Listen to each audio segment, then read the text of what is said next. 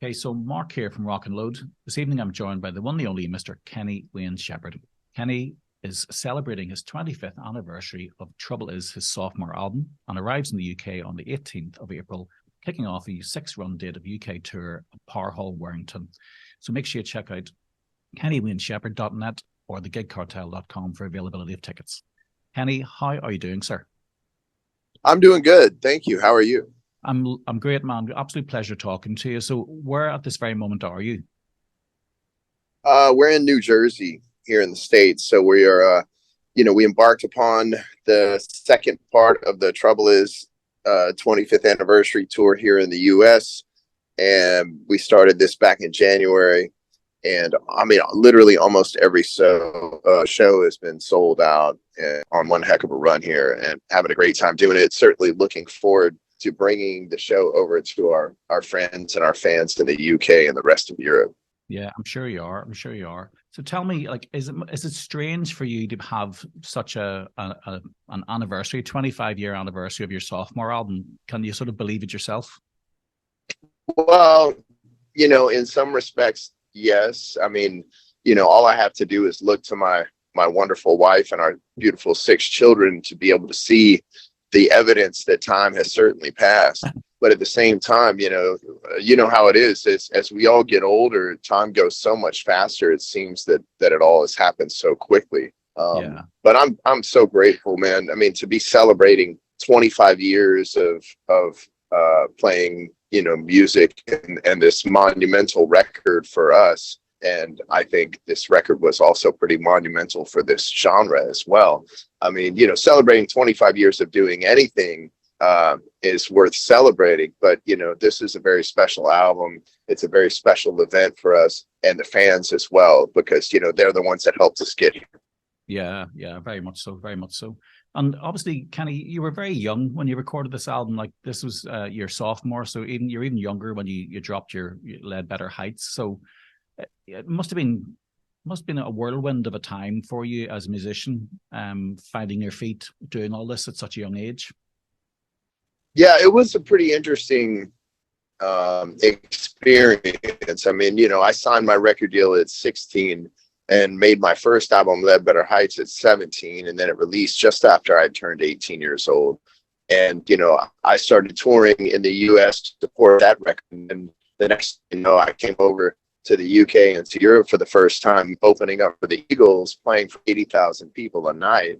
And, things just really took off from the moment the first album came out. And then there was a continuation of that momentum and that success with the second album, Trouble Is. But, it was, I don't know, part of it, I think it was, my youth. You have to be a certain, there's a certain amount of naivety there because you're so young. It's like, it's hard to grasp, I think, when you're that young and these things are happening. It just seems like, wow, this is just what's happening. I think it's in retrospect that I was really able. I knew that what we were doing was special and unusual, but it's really in retrospect as you get older and you really are able to gain some real perspective that you go, wow, that was absolutely incredible. And really one of the most unusual situations that you could probably think of. Yeah, like you said, supporting the Eagles and playing massive arenas in front of a huge crowd must have been such an education for you as a musician as well. Obviously, learning how to perform on such a large stage, but even then the background stuff that goes on behind the scenes as far as your technical side of things, I'm sure, as well, for playing to audiences like that as well. Yeah, well, there is no better practice of your craft than to do it on professional level and on the stage, right? So if you're good and you're dedicated and you apply yourself, you're going to excel. And I think that really helped for me. I mean, there was just no better. You can sit at home and play guitar all you want, and that's fantastic, and that's a lot of fun. But it's two different worlds, playing in your bedroom and playing on stage. And so, if you really want to excel, that's the way to do it: is to play with other human beings in front of other human beings. And And I think that only helped me to really accelerate my abilities, all around that much faster. Yeah. And were there any sort of big learning curves for you at that time, sort of making that transition from, say, smaller clubs, smaller gigs to the larger stage? Well, one thing is I grew up going to concerts like my whole life with my dad, right? My dad was in radio, and he would have tickets and passes to every concert that came through town. So I got, and we were usually backstage, and so I kind of saw the work, the behind the scenes of how the touring industry works. And then I watched my dad produce his radio show, and I produce my live concerts a little bit similar to a radio show. It's like you want to keep the momentum going. You craft the set list, like, to take people on a journey. You don't want to have a lot of dead air time and things like that, right? So all of this stuff I was soaking up my entire childhood. And then, even more so once I started doing it myself and really refining it and stuff. But I think really the biggest transition for me was just, trying to learn how to make a connection with the larger crowds, because you want them to feel connected to you as an artist and what you're doing. And then also how to navigate larger stages, how to, not just stand in one spot all night long. When you're playing in clubs and little blues bars and things like that, you can't really run around the stage because there's not any room to do it. You'll run into each other. But when you're opening up for bands like the Rolling Stones, for example, and they have a stage that's the width of a football field, then you've got some room to stretch out. And so then you kind of start to experiment a little bit and try and go play for the people on the left and the people on the right and people down front. Yeah. And how, as a live performer, I've never really experienced it myself, I suppose. So how do you keep your calm, your composure in a situation like that, and not exert yourself too much, or, lose control of the that sort of calm that you need to have for the performance aspect on stage? Well, I just kind of have faith, really. It's kind of blind faith that I'm just going to be able to walk out there and do what needs to be done.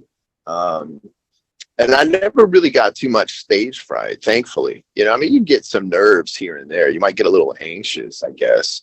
But now I've been doing it so long, I don't really experience much of that at all. It's like, I think the more you do anything, it's kind of like anything. Like a professional athlete, it's like the more you are able to do something and succeed at it, the more confidence you have in your ability to do that. So I honestly believe that, when the lights go down and I step foot on the stage, if it's in front of, 3,000 people or 30,000 people, or that I'm going to be able to deliver what they came to see. And that's because, I've worked really hard at it, and the people have given me an opportunity to bring it to them. Yeah, for sure. And so tell me about then the 25th anniversary edition of Trouble Is. You guys obviously decided to go back and take a look at the album again and reimagine it. How did you come to that decision to take that on rather than just doing like a remastered version, for example? Well, because I think so many other bands really just repackage the same thing and put it out there. And it's kind of like, in the beginning, maybe that was exciting, but I think, as time has gone on, it's not quite so exciting to just get a repackaged version of the same record. So to go actually re-record the album, and it was a good exercise for us anyways, to get reacquainted with the music, because I knew that I was going to be launching this tour where we would play the entire album live in concert for the first time. So we kind of killed two birds with one stone. It gave us an opportunity to re-record the record and, do a slightly different take on the record. It's very close to the original with some subtle differences. But we got the opportunity to go do a new version of the album. And at the same time, it was preparing us for the tour. And so it was kind of a win-win situation. And out of curiosity, was there any sort of convincing to be done with the record label about the idea of re-recording an album which was already done? I don't think so. I think everybody all the way around was excited about it. And, because I mean, it is a great album, and the new one should have a good shelf life. These songs are all good, and they get listened to on the streaming platforms, and now there's multiple versions of them for people to search and find, and also we kind of built a lot of things around this anniversary. I mean, we filmed a documentary where we tell the story of the making of the original Trouble Is album, because it's a pretty compelling story in itself. And then we filmed the first night of the tour. So the very first show of this tour that we did in my hometown in Shreveport, Louisiana, we filmed that for a live concert DVD. And then we also put out a double vinyl LP version of this album, which is the first and only way that you can get these songs on vinyl for the vinyl enthusiasts. They've been asking for it for a long time. So we finally, printed the new version of the record in vinyl. So, and then we launched the tour. So there's a lot going into this. And I think all the pieces of the puzzle complement one another. Yeah. And so tell me a little bit about the process then for the album. So, for example, gear-wise and tone-wise, did you approach it with a sort of mind to replicating the gear and sort of tone that you achieved with the original recording, or did you go in with a fresh set of ears? No, actually, I really wanted to go back in, and it was a bit of a nostalgic process. I wanted to have, the same group of guys together. So we had everybody that was involved in the first album, except for James Cotton, who played harmonica on Long Gone, and he was very famous for being Muddy Waters' harmonica player. But James passed away, several years ago. Yeah. So we brought Charlie Musselwhite in to do the harmonica on that song, and he did a fabulous job. Fantastic. And then on bass guitar, Tommy Shannon from Stevie Ray Vaughan and Double Trouble. See, this was the first album that I had the entire Double Trouble band on one of my records. So I had Chris Layton on drums, Reese Winans on keys, and Tommy Shannon on bass. But Tommy has retired from music now for several years. So Tommy and James Conner are the only people that were involved in the first one that were not on this version. But regardless, everything else was, we had the whole team together, and I brought all the same, amplifiers, the original pedals, the original guitars, because I still have all that.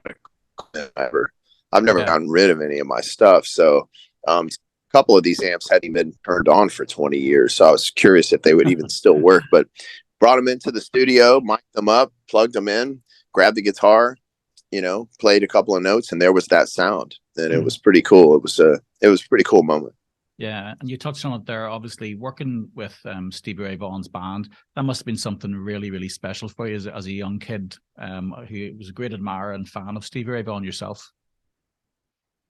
Yeah, I mean, he was one of my biggest heroes, and really one of the biggest reasons I was inspired to pick up the guitar for playing. So, I had Chris play drums on the first album. This goes all the way back to my very first record with me, and then we go to the second album that we brought the rest of the guys in. And to be honest, I can't remember if it was my idea completely to bring those guys in, or if maybe Chris had suggested it. I can't remember, but one way or the other, it was we had the whole gang in the video, and I think it might have been the first recordings that they did together, all three of them, since the Stevie Ray Vaughan stuff. Yeah, it must have been a sort of a pinch me moment when you're standing in the studio with those guys. Oh yeah, dude. For me, it was incredible. I mean, first of all, because their music affected me in such a big way, but also because it was such a natural transition playing with these guys. Because they were my imaginary band before I had a band. I'd been playing along their music for years, so I just fell right into it. It was such a comfortable situation with them and the way they play, and me and the way that I play, and it worked really well. Yeah. You sort of touched on it earlier on. You talked about the naivete of youth and the bravado that comes along with it sometimes in tackling these things. Was there any pressure at all, obviously, with your sophomore album compared to coming from Ledbetter Heights? Because people always say, like, you have a lifetime writing the first album, but then the second one can feel like a bit of pressure. Yeah, I mean, I never really thought about it. I think part of it was my age, just kind of being a little naive again. Like, it never even crossed my mind until people started asking me about it. And they kept asking about this thing called the sophomore slump. Yeah. And I was like, what is that? I had no idea what they were talking about. And then somebody said, oh, well, that's when, you have this really big first album, and then your second album fails to live up to the success of the first one, and then you just kind of fall off the radar. And then I was like, oh no, I didn't even know that was the thing. I mean, I knew that bands had done that, but I didn't know there was a term for that. Yeah. And so then I actually took that information and used it as motivation, because I instead of allowing that to kind of put fear in me, I actually said, oh no, that's not going to happen here. I've got this opportunity, and I'm determined to make the most that I can of it. And I'm going to do everything I can to exceed what we did on the first record. And then thankfully that's what we did. I mean, you can only do so much. I mean, ultimately, I will admit to you, like, making a great album is just one part of the puzzle of success. Yeah. There's so many other factors, especially back then. Like today, you can there's some things like with the internet and like social media, it's like people, making things go viral. And I'm not talking about just music. I'm just saying in general on social media, these little videos and these little, people do things now to trick you into watching their videos and to, them garnering millions and millions of views and likes and things like that. So you can trick people into making you successful nowadays. But back then it was a real huge team effort. And everybody had to do their job, and everything had to fall in place for the time. And there were so many pieces to the puzzle that if any one of those things didn't happen, then it would be the entire project, Yeah. Very, very different time, wasn't it? Like, obviously dealing with your vinyl record sales as well, as opposed to streaming services, which you're reliant on now. And then obviously the payout from streaming services isn't great. So really it's now about being a touring musician and getting out on the road and connecting with fans one-on-one again, isn't it? Well, for us, it's always been the case. We've obviously sold millions of records over the course of my career. Which is great. But I made albums from the get-go because as a vehicle to get me to the stage to play for people. We've built a reputation from day one as being a great live touring act and a show that people walk away satisfied from, and impressed. It's like they get the record and they go, wow, this is a great sound. Let's go see the concert. Was even better than that. And just building a real grassroots fan base of people and repeat customers, if you will. People write to me all the time and say, oh, I've seen you 25 times. I've seen you 22 times. So, just remarkable amount of shows that people have been to time and time again. Because, our goal is to deliver in what we do. And so touring has always been one of the biggest components for me, because that's what I live for. I love making records, but it's like not even, it would be like, I don't know, it'd be like getting half of your birthday cake instead of the whole thing. It's like, it's like, if I just made records, that would be creative. That'd be fulfilling in one creative sense. But something so large for me as an artist would be missing without the opportunity to play that music live for people as well. Yeah, and you said yourself earlier on, you're first and foremost a music lover, and you grew up at concerts day in, day out with your father. So that's something that you want to translate to the live stage yourself. Yeah, and that's it. The other thing is like I feel like we give people an opportunity to really see live music performing, being performed in front of your very eyes, like for real. It's like every instrument, the on that stage is being played, and all that stuff is happening right in front of you, the way music was meant to be created and performed. And so, we still do a lot of things the old fashioned way. And some artists just don't even tour, and if they do, they just play with a computer backing them up, and it's actually just a dance show rather than a concert. So we like to bring the old fashioned concert experience. Yeah, there's nothing quite like feeling the air move from a big PA system or 4x12 really in a room, isn't there? Yeah, and you know what? It's I mean, to me, that's what it's all about. That's where the real energy exchange happens between the fans and the artists, because the fans are sitting there and they're reciprocating the energy that you're putting out there. And we're not just going through the motions. Like, every night is unique experience for us. And every night, any number of different things could happen, because we always leave the door open for improvisation and for, extended versions of songs and things like that. So it's always interesting, and it's never exactly the same thing every night. Although I will say this has been the most consistent tour for us as far as the set list goes, because we are, the biggest part of the show is that we're playing the Trouble Is album live. Yeah. And so we have to play that entire album every night.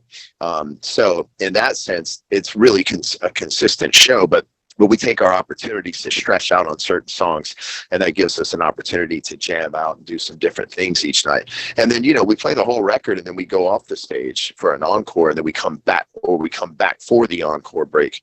And then we do a whole nother set of music that I've put together for the fans that, are a variety of songs that have come out on various albums since Trouble Is came out.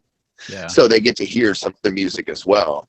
And, just to remind them, in case some of them maybe are reconnecting with us for the first time in a while, that we've been making new music this whole time. And here's some of it right here for you. Yeah. And out of curiosity, Kenny, like, what sort of gear do you bring with you on tour? Like, how many guitars would you have, and what sort of amps are you using? Well, it just depends, right? So over here in the U.S., I probably travel with about 20 guitars. Whoa. Over there, I think I have like 6 over there, because we were just starting to come over on a more regular basis. Like, we were averaging 1 to 2 trips, I think, on average, every year or so. And so then it was getting to the point that we were starting to come over so frequently that we were going to start building up a storage, a certain amount of our own gear over there. So, and then the whole COVID thing happened, and it's been a while. So the goal is for us to, have a storage room over there that is full of like an entire second group of gear. That is our European rig and what we use when we come overseas over there. And then, I can build up the guitar reserves, and, because over here, I don't like to fly with certain guitars, and I definitely do not want to ship certain guitars. Yeah. So, certain guitars over here in the US that, like, the fans have come to, they come to the show because they want to see them on stage. Yeah. And so, whether I have to build replicas of those guitars, or we create some new guitars altogether with Fender that have their own identity that only the fans in Europe might get to see on stage, or the fans in the UK. And, but we're going to be building up the arsenal and giving you guys some cool stuff beyond what's already over there that we're using. Yeah. With 20 guitars, I feel sorry for your guitar tech. His head must be absolutely melted. Well, not all of them get used every single night. There's a rotation. Yeah. So he doesn't have to put his hands on all 20 of them every day. And some of them are there for backup scenarios, or also for previous set lists that we were doing on different tours, because certain guitars you need them for certain songs. So it enables me to, if I was going to change, we were doing a different tour, and where there was a fluctuating set list that might be changed on any given night, then it gives me the ability to whip out all kinds of different songs, because I have the instruments ready to go. Yeah, I totally understand. Lucky man, lucky man.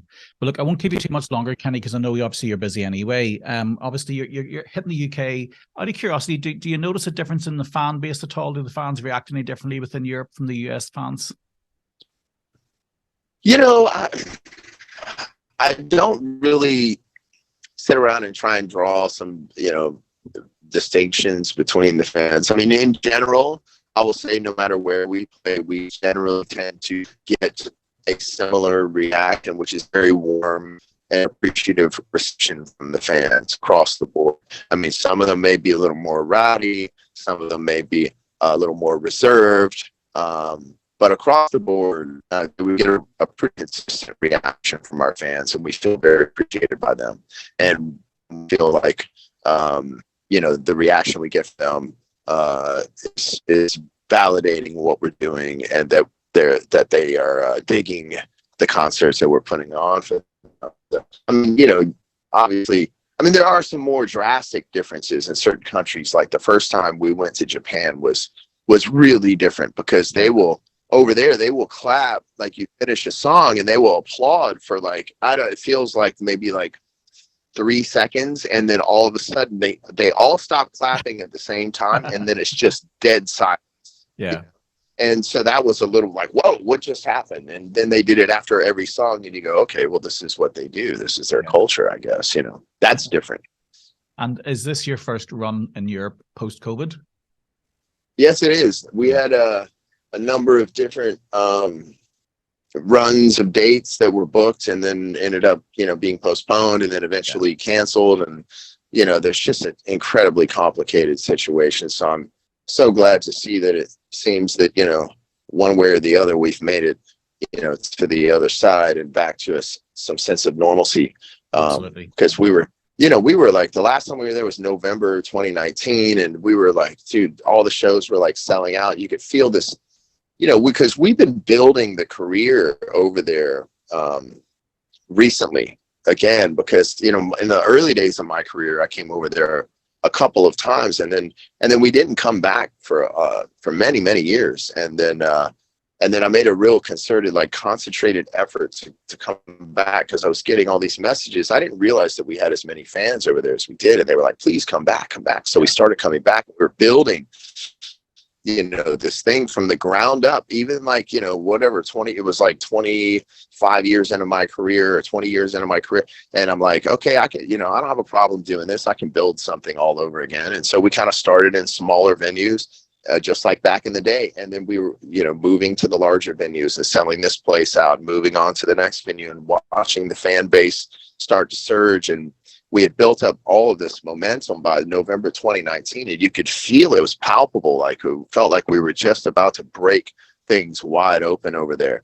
And then, everything came to a grinding halt. So, we're coming back. We're excited to come back. I'm hoping we could pick up where we left off. But, if we have to take a couple of steps back, that's okay. I know how to move forward again as well. And So we're looking forward to reconnecting with the fans. Yeah, it's that COVID just took the momentum out of everything, didn't it? As you say. So hopefully you just hit the ground running again with the fan base and just pick up where you left off. Mm-hmm. Well, Kenny, that's what we're hoping, and we'll. Yeah, absolutely, man, absolutely, totally, and I'm sure you will. I'm sure the British fans will be hungry to see you back on a live stage once again. Well, we're certainly looking forward to it, and hopefully we'll catch up with these shows. Absolutely, man. Well, just a reminder for everybody, say the tour kicks off April 18th at Parr in Warrington. Make sure you do check out kennywayneshepherd.net or thegigcartel.com for availability of tickets. Kenny, thanks again for your time, man. Absolute pleasure talking to you. Thank you very much. Thanks. No bother.